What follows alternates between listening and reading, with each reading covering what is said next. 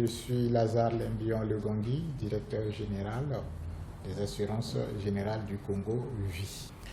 Les assurances générales du Congo Vie, c'est une société d'assurance de personnes, donc spécialisée dans l'assurance vie, qui est une société de droit national congolais, créée en fin 2007 et qui a commencé ses activités exactement le 2 janvier 2008.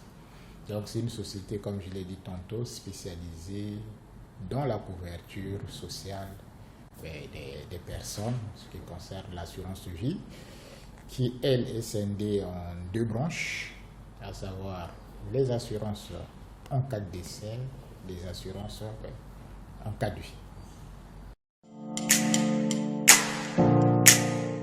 Les assurances vie, comme je l'ai dit tantôt, sont des assurances spécialisées dans la couverture de la personne humaine. La couverture des événements en cas de décès pour une prestation, bien entendu, aux bénéficiaires et aux ayants droit, et les assurances en cas de vie, naturellement pour la retraite ou pour réaliser un projet à une certaine date. Alors que de l'autre côté, les assurances en dommages, comme on les appelle aujourd'hui les assurances non-vie, sont des assurances de responsabilité et de choses, c'est-à-dire qui touchent le patrimoine physique de l'individu ou des entreprises, alors que l'assurance vie parle du patrimoine, du patrimoine humain, de la personne humaine. Donc la véritable différence, c'est à ce niveau. Pourquoi il y a cette distinction entre les assurances vie et les assurances dommages, comme vous l'avez dit, c'est beaucoup plus sur le mode de gestion. D'un côté, ce sont des assurances gérées à capitalisation, des assurances vie, donc proches des produits financiers essentiellement, puisqu'il s'agit de capitaliser les valeurs, et de l'autre côté, les assurances non-vie, c'est-à-dire des assurances dommages, sont gérées en répartition, donc beaucoup plus de la mutualisation des risques, la mutualisation des biens des personnes. Donc la véritable différence, c'est au niveau du mode de gestion de ces deux catégories d'assurance.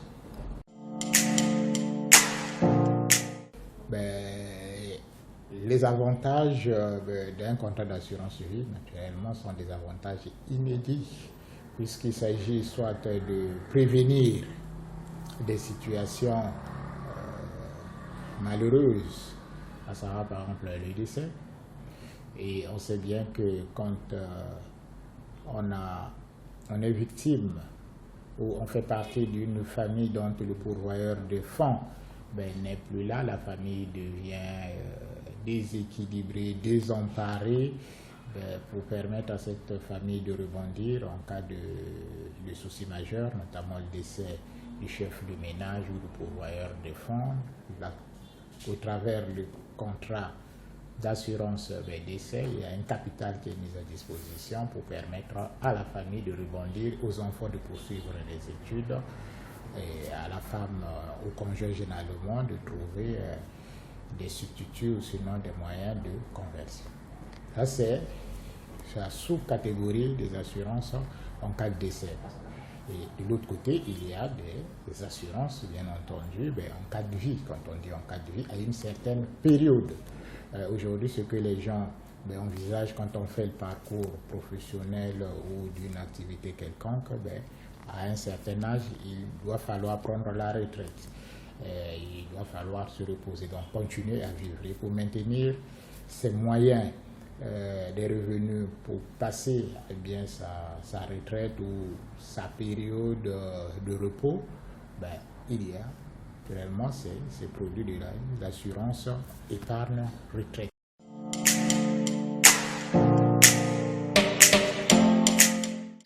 Nous avons nos produits phares sont logés dans les deux catégories dont j'ai évoqué.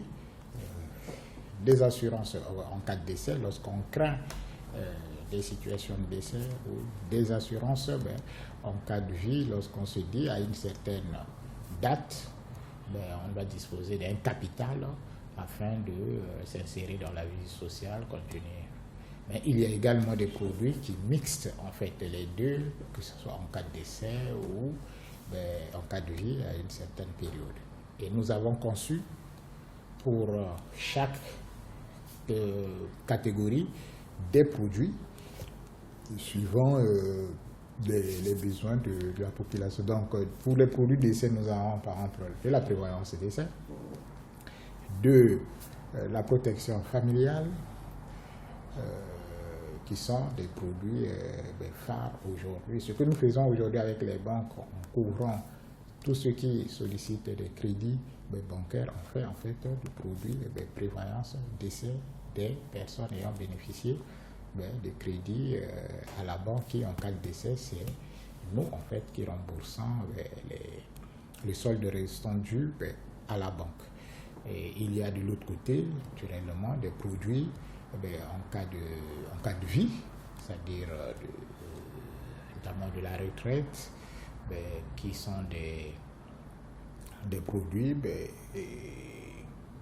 mis à la disposition de la population congolaise pour préparer la retraite en ayant à cette date de la retraite un complément de ces pensions qui peut être servi au capital lorsqu'on veut investir dans un projet ou étaler sur la durée résiduelle de sa vie en termes de rente afin de compléter les pensions. Comme je disais tantôt que l'État a eu à faire un effort considérable en accompagnant la population à pouvoir épargner dans l'assurance vie en mettant en son article 66 la défiscalisation des cotisations d'assurance. Donc tout ce que l'individu qui travaille peut cotiser au travers d'une compagnie d'assurance est défiscalisé, ce qui est un avantage au lieu de payer des impôts relativement élevés, mais à l'État en fait qui participe à la constitution de cette épargne-là. Donc ça c'est l'élément majeur. Mais les produits ne s'adressent pas seulement à des individus en tant que particuliers. Et nos produits, tels que je les ai cités, sont également vendus, commercialisés aux entreprises. Qui, au sein des entreprises, il y a bien entendu des individus, donc ce sont des produits groupes. Donc d'un côté, on a des produits destinés aux particuliers et de l'autre, des produits destinés aux groupes, notamment aux entreprises. Donc nous avons dans nos portefeuilles pas mal d'entreprises qui font de la prévoyance pour leurs salariés afin d'assister, d'aider les salariés qui quittent l'entreprise prématurément en donnant à la famille, généralement au conjoint, puisque le bénéficiaire doit être désigné par l'assuré, au conjoint un capital pour rebondir et continuer à scolariser les enfants. Ils ont également le produit épargne retraite, mais simplement on personnalise, on essaie de donner des noms pour rendre le produit beaucoup plus attractif, c'est l'épargne horizon retraite. Donc la société essaie d'assister son personnel qui est resté productif pendant un certain temps, d'aller paisiblement à la retraite.